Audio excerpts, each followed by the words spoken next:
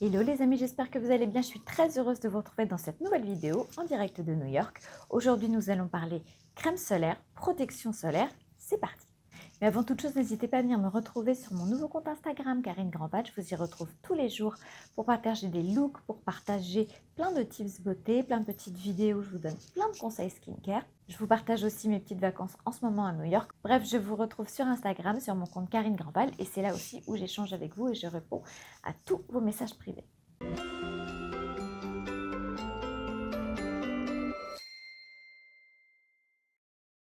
Mais revenons à nos moutons et parlons de crème solaire qu'on appelle aussi SPF. Alors comme vous le savez peut-être ou pas, moi je fais partie de la team je porte une crème solaire 365 jours par an. Alors dans cette vidéo, je vais essayer de vous expliquer comment choisir avec les bonnes informations votre protection solaire, celle qui vous conviendra le mieux et celle que vous aurez plaisir à porter. Avant d'acheter une crème solaire, c'est important de se poser les bonnes questions. D'abord, quel est votre type de peau? Quel genre de produit recherchez-vous? Plutôt un solaire de ville, plutôt un solaire de plage, plutôt quelque chose qui fasse les deux? Quel genre de texture vous aimez? Bref, en fait, il y en a pour tous les goûts aujourd'hui. Sachez qu'il existe 28 filtres solaires différents qui ont été autorisés par la législation européenne. Donc dans ces 28 filtres, nous trouvons deux catégories de filtres. Il y a tout d'abord les filtres chimiques, appelés aussi organiques, et il y a aussi les filtres qu'on appelle les filtres minéraux. Alors dans les filtres minéraux, il n'en existe à ce jour que deux, l'oxyde de zinc et le dioxyde de titane, et tous les autres sont des filtres chimiques ou organiques. Alors quelle est la différence de fonctionnement de ces deux types de filtres? Eh bien c'est très simple. Les filtres chimiques ou organiques vont absorber les UV et les transformer en chaleur. Vous n'allez pas forcément sentir de chaleur sur votre peau, mais vont transformer ces UV en chaleur en les absorbant. Là où les filtres minéraux, au contraire, vont être réfléchissants et vont renvoyer les rayons UV. Ce qui est intéressant quand on fait le distinguo entre ces deux formules, je vais revenir après sur les différences entre l'un et l'autre, c'est que le fait que la protection à base de filtres organiques ou chimiques fasse chauffer la peau risque de favoriser les taches, le mélasma, toutes ces choses-là qui réagissent aussi à la chaleur. Donc si vous êtes sujette à ce type de problématique, ce n'est peut-être pas faire des filtres chimiques ou organiques, il va falloir vous tourner. Alors dans les différences entre les filtres chimiques, organiques et les filtres minéraux, il y a aussi souvent une question de texture, même si aujourd'hui cela n'est plus réellement vrai. Pour les peaux grasses et les peaux foncées, on a souvent tendance à privilégier les solaires contenant des filtres organiques ou chimiques.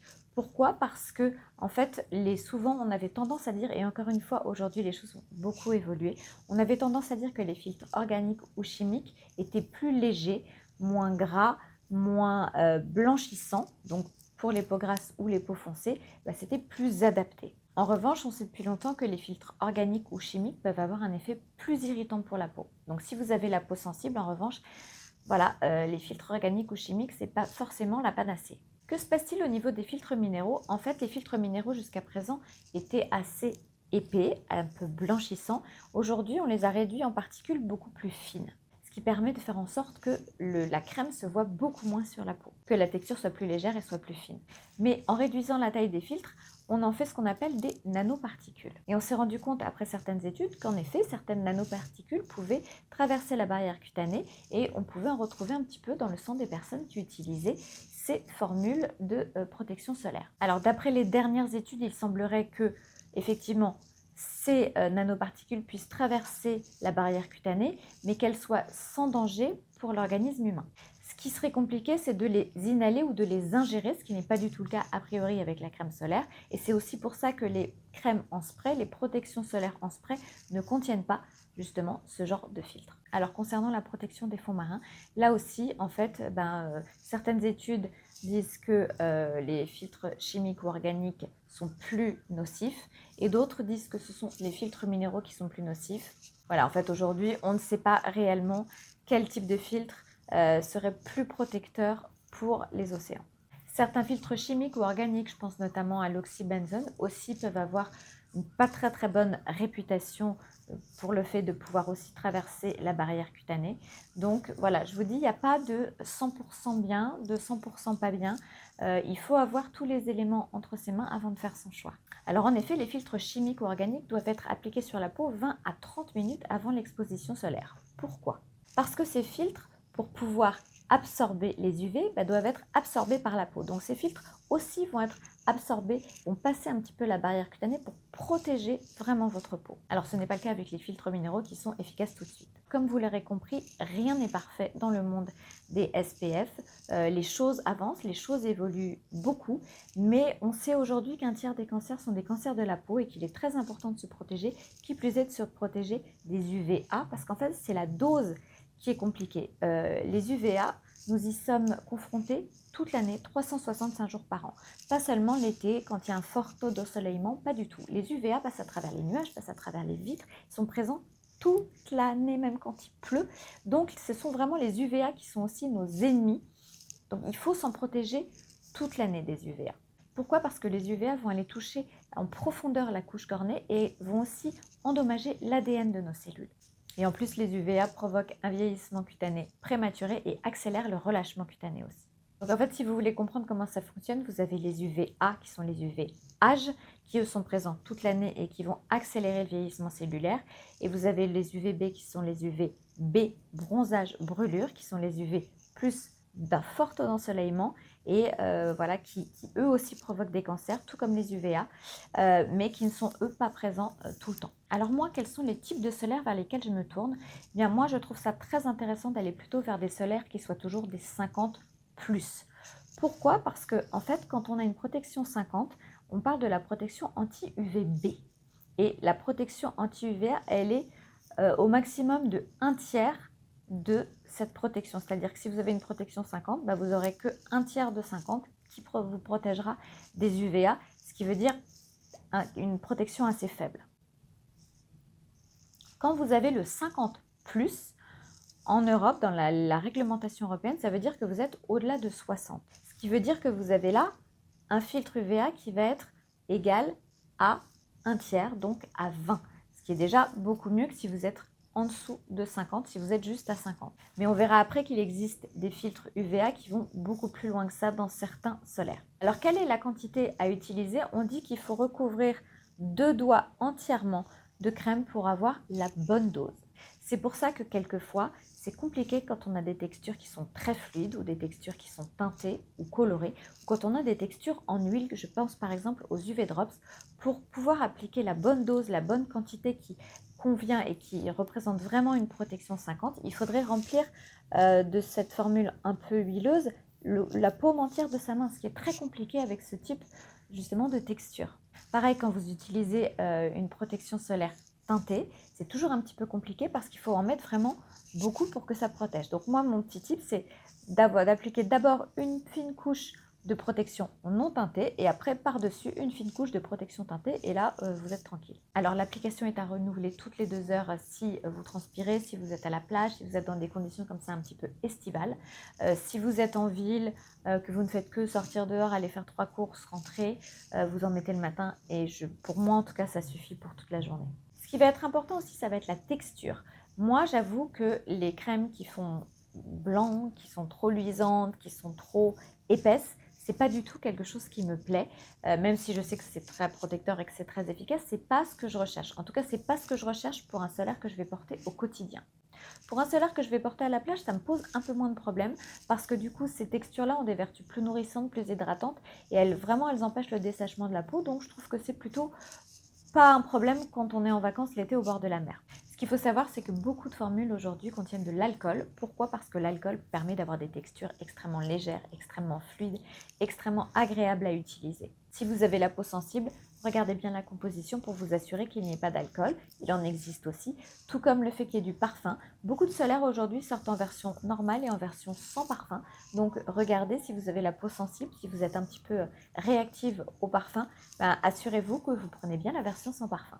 Si vous avez la peau sensible et réactive, faites attention aux filtres qui sont utilisés. Je pense notamment à l'octocrylène et à l'avobenzone qui sont 2 filtres qui peuvent être irritants. Donc là aussi, si vous avez la peau un peu fragile, sensible, réactive, regardez quels sont les filtres solaires. Alors pour revenir au distinguo entre solaire de plage et solaire de ville, souvent comme je vous disais, c'est une question de texture. Les solaires de ville vont être un petit peu plus nourrissants, donc parfois un peu plus gras. et en tout cas vont mieux résister à la chaleur, à la transpiration, à l'eau, être plus waterproof. Donc ça, ce sera vraiment des produits qui seront plus spécifiques à la plage. Vous avez aussi des solaires qui sont beaucoup plus adaptés à une application quotidienne en ville et qui sont à la fois légers, hydratants et très avec une texture très agréable à utiliser. Ça vient beaucoup des Asiatiques. Les Asiatiques utilisent beaucoup de solaire depuis très longtemps sur leur peau parce que les peaux asiatiques ont tendance aussi à avoir des taches. Donc pour eux, c'est vraiment quelque chose de quotidien l'utilisation des solaires et donc ils ont été parmi les premiers à développer vraiment des gammes de produits solaires super agréables à utiliser. D'ailleurs, je vous invite à aller, si vous ne connaissez pas encore, le skincare coréen notamment, il y a vraiment des pépites et notamment les crèmes solaires, il y a des choses très intéressantes. Alors maintenant, je vais vous dire quels sont mes produits préférés, ceux qui sont dans ma trousse de toilette, que j'utilise régulièrement toute l'année ou plus spécifiquement à la plage. Mais c'est parti, je vous montre tout. Alors tout d'abord, vous avez la UV Mune 400 de chez Antelios, laboratoire de la Roche-Posay.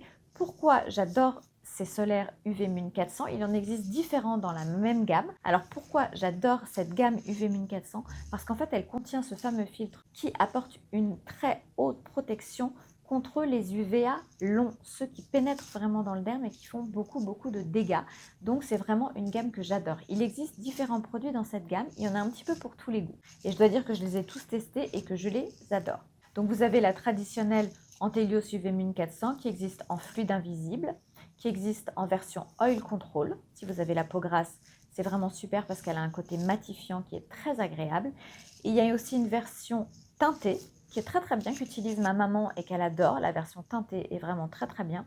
Vous avez une version sans parfum qui est aussi très agréable. Donc après, voilà, à chacun de choisir vraiment en fonction de votre peau, de la sensibilité, de la réactivité de votre peau et de ce que vous recherchez. Dans la gamme Antelios, vous avez aussi la formule un petit peu en gel qui est très intéressante. Alors, quand vous la mettez sur votre peau, elle n'a pas l'air d'être un gel, mais en revanche, la texture est vraiment absolument géniale. Je dois dire que c'est une grosse révélation pour moi, ça fait partie vraiment de mes produits chouchous.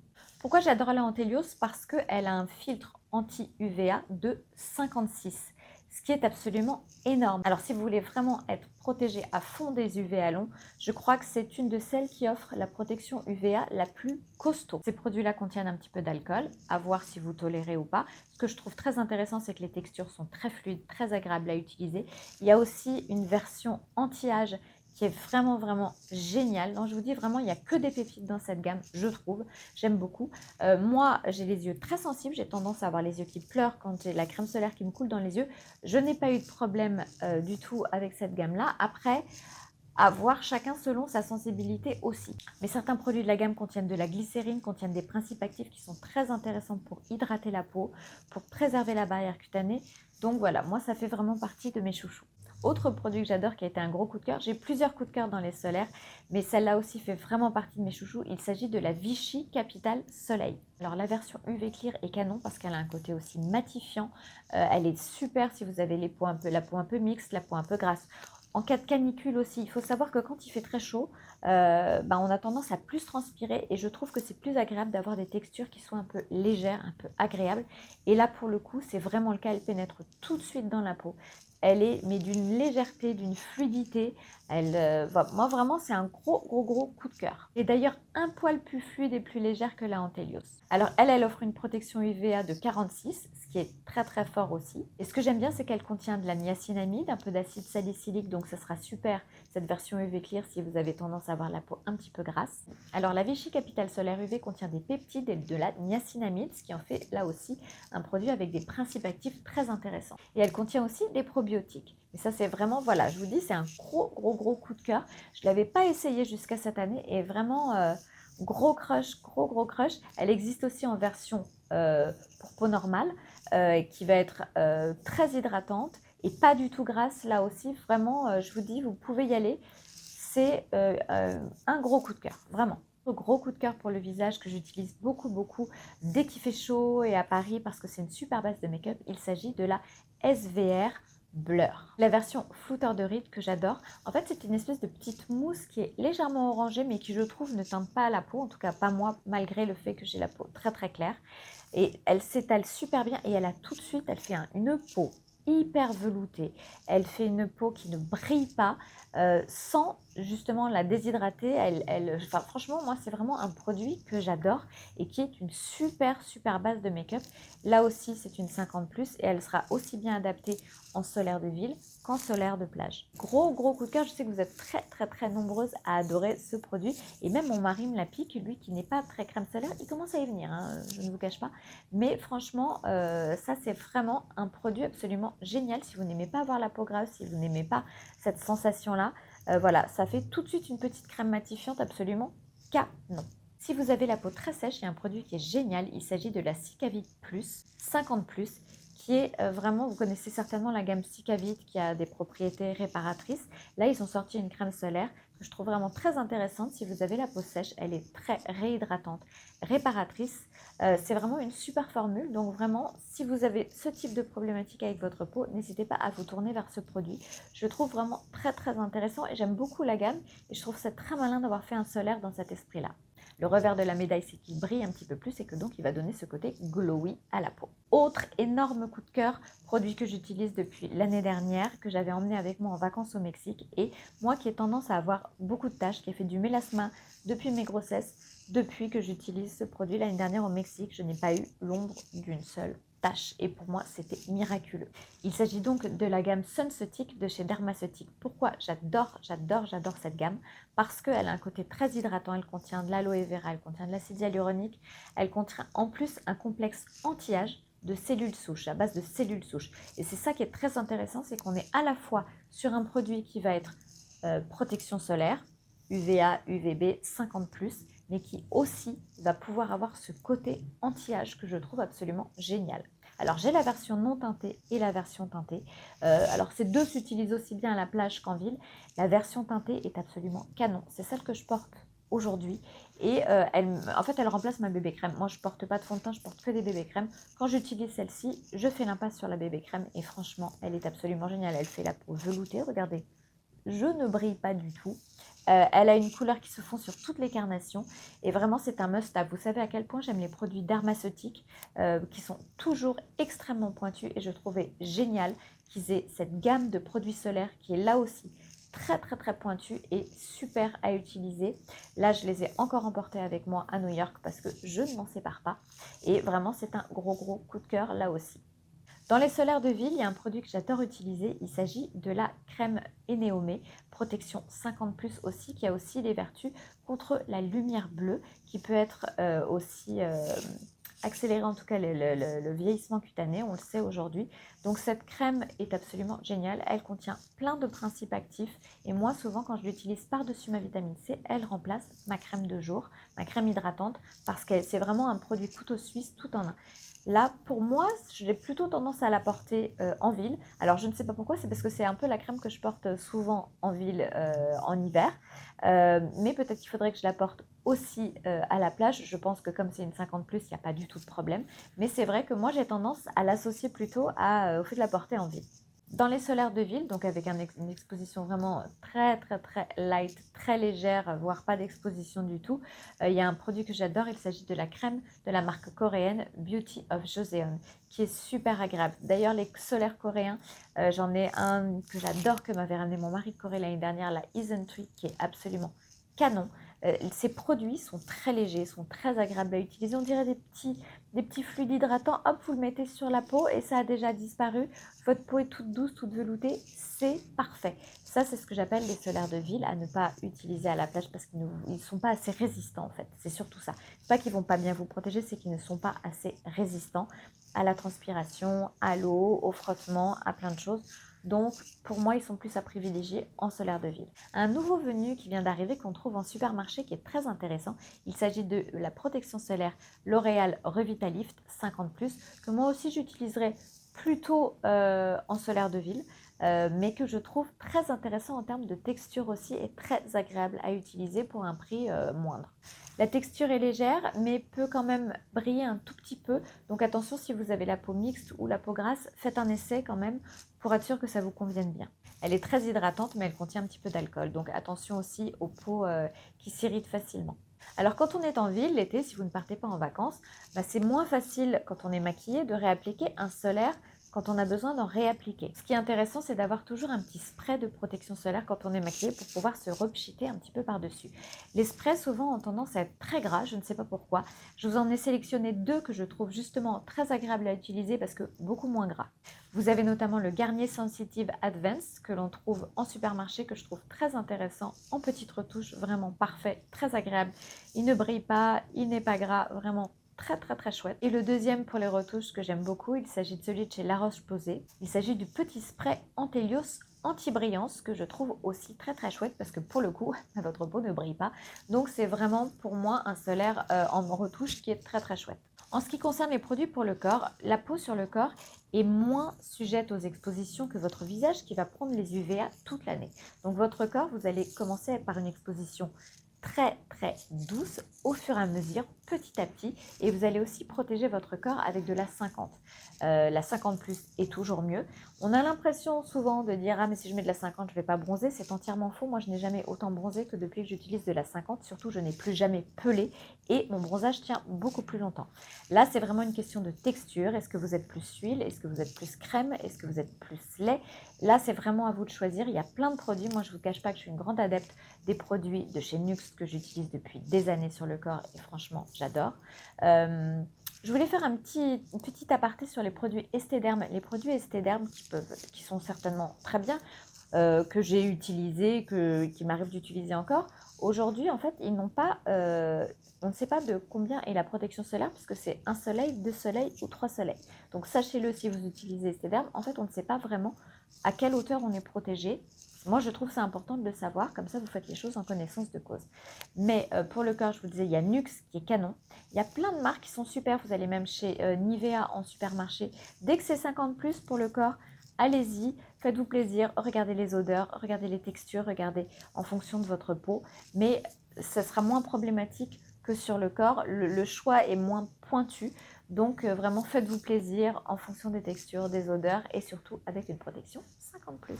Voilà, cette vidéo spéciale sur les produits solaires, mes produits solaires chouchou est terminée. J'espère qu'elle vous a plu. N'hésitez pas à la liker si elle vous a plu, bien sûr. N'hésitez pas à la partager, n'hésitez pas à la commenter. N'hésitez pas bien sûr non plus à vous abonner si ce n'est pas encore fait. Quant à moi, j'ai hâte de vous retrouver très bientôt dans une prochaine vidéo. D'ici là, prenez bien soin de vous. Je vous embrasse très fort. Ciao, ciao.